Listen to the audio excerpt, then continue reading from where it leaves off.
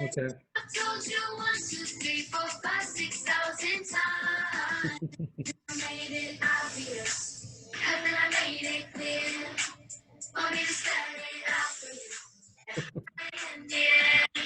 Well, good evening, Sumter School District boys and girls, and welcome to another evening of Reading with the Superintendent.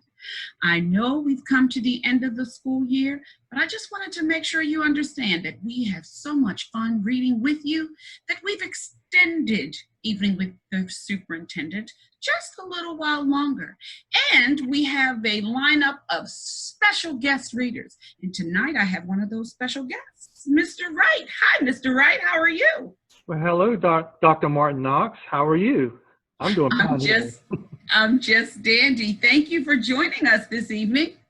Well, we definitely appreciate the invite and glad to be a part of this great experience of reading to our Sumter School District family. So why don't you take the opportunity for those who don't know who you are, just to introduce yourself and send a special message to your students.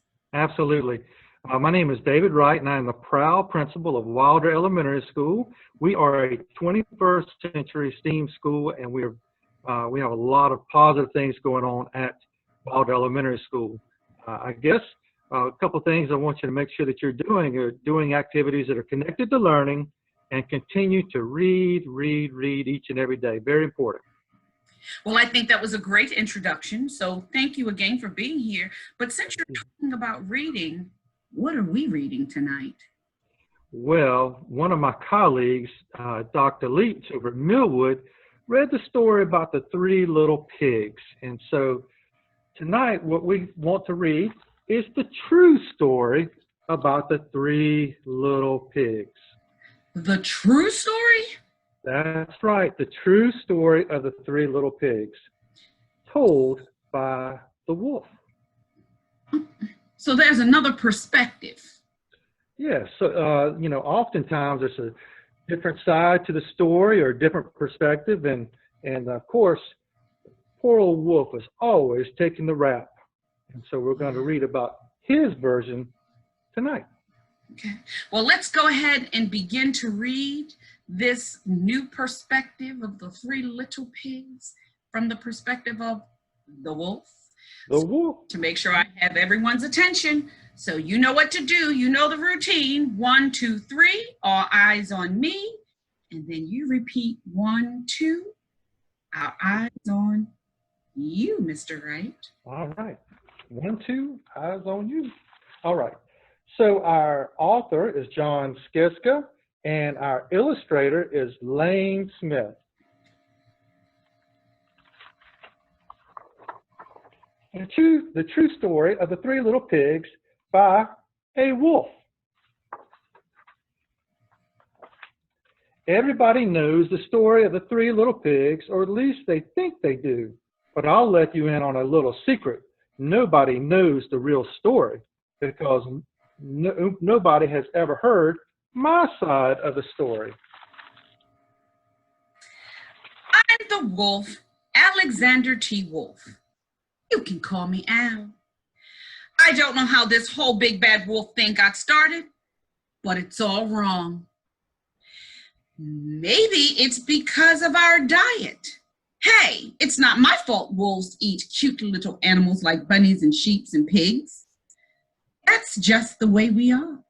If cheeseburgers were cute, folks would probably think you were big and bad too. Wow, that burger looks great, Mr. Wright. I know. I have had a few that look kind of like that in my lifetime. All right. Like I was saying, the whole big bad wolf thing is all wrong. The real story is about a sneeze and a cup of sugar. This is the real story. A sneeze and a cup of sugar? Sneeze and a cup of sugar. That does sound quite strange. Yeah, we're going to get to the bottom of this. Okay. Okay. Way back in Once Upon a Time, I was making a birthday cake for my dear old granny. I had a terrible sneezing cold. I ran out of sugar.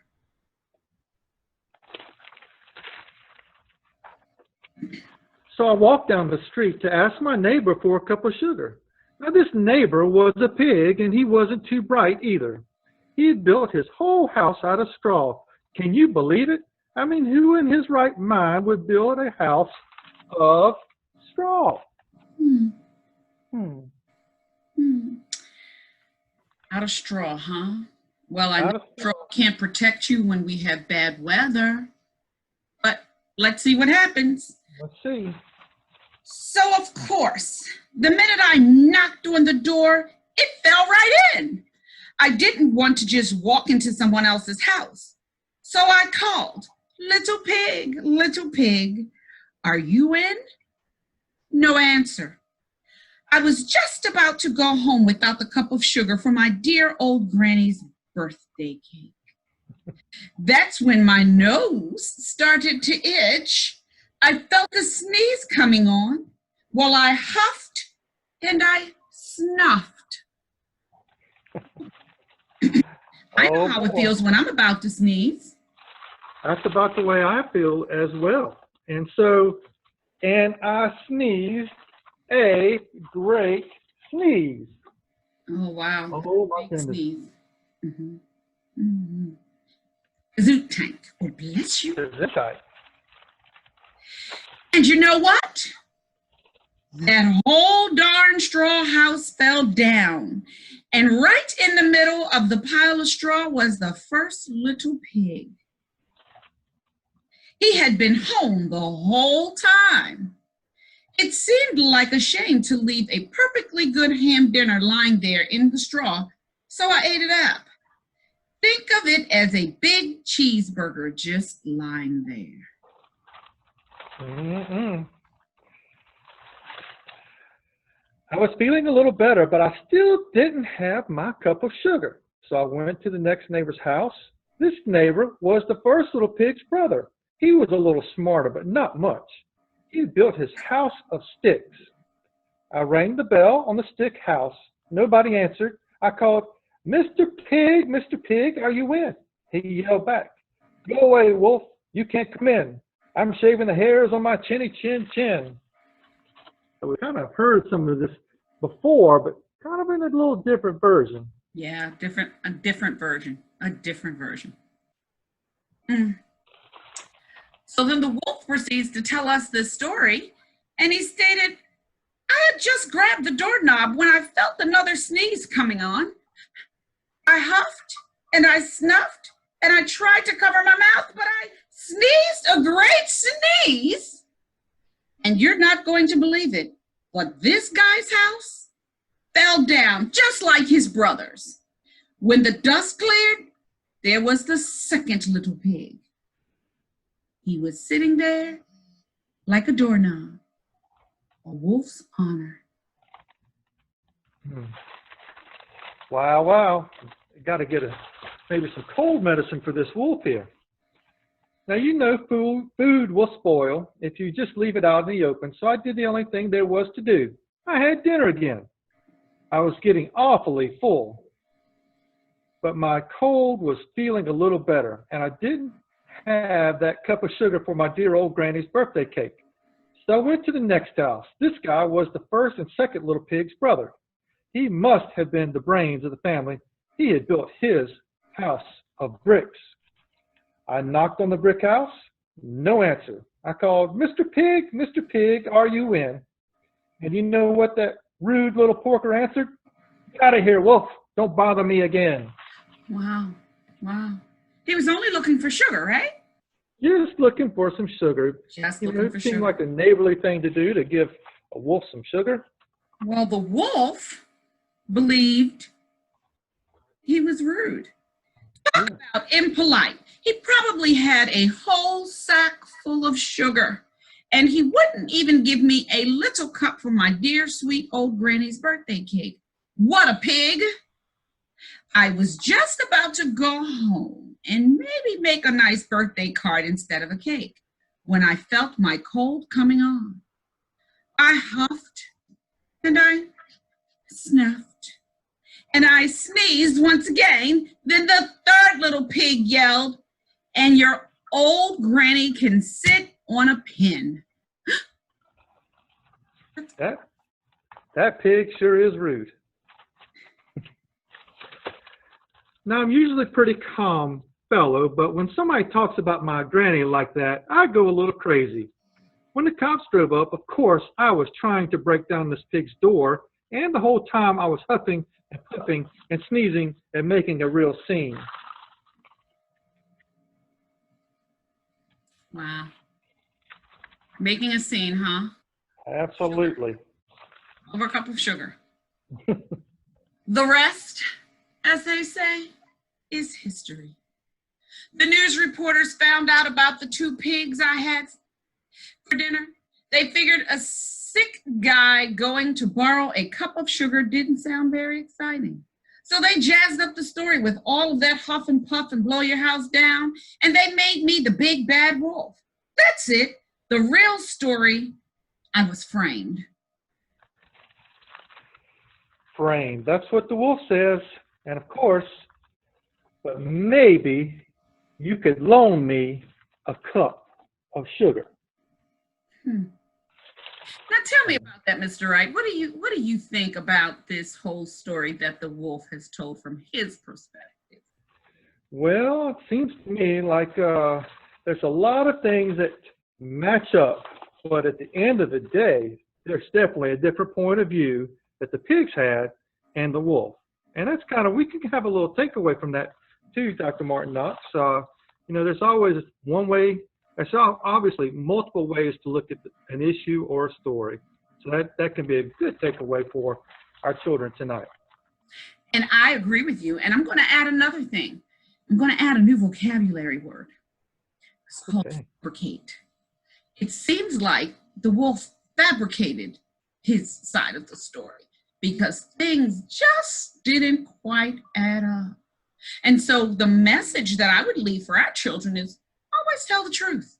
The truth is always a better option. And so if you fabricate, it always makes the issue bigger and then you lose trust. So let's make sure we continue to act in a trustworthy manner and then everything will be okay. What do you think, Mr. Wright? I think it will be okay. Absolutely.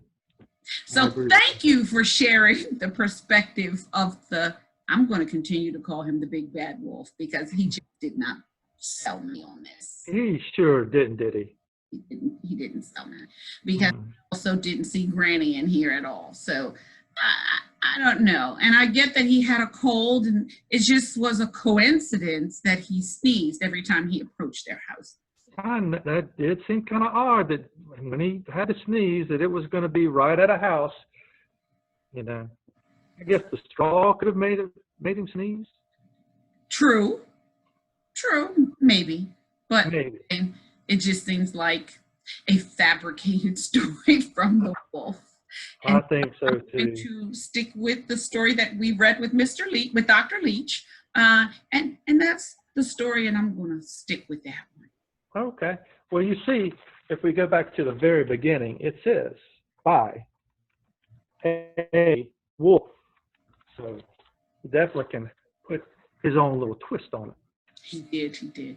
So, I had fun reading this book. I had fun looking at another perspective. And I just thank you for your time, Mr. Wright. And I also thank you for what you do for the children at Wilder. Well, thank you very much. I really enjoyed my time with you this evening. And of course, we appreciate everything that you're doing for our children in our district. And we're excited about moving forward and the opportunities that are going to be presented to us for learning here very soon. And so thank you very much and appreciate your time and efforts, the long days and hours and doing all that you're doing for our community. So thank you very much. I appreciate that, but no thanks and appreciation is necessary because we do it for our children together. Thank you for that. So we will see you again for another evening of the reading with the superintendent. Thank you, Mr. Wright. Thank you to our audience. And thank you to the big bad wolf for sharing your perspective. Have a good evening. Thank you again, Mr. Wright. Good night. Thank you. Good night.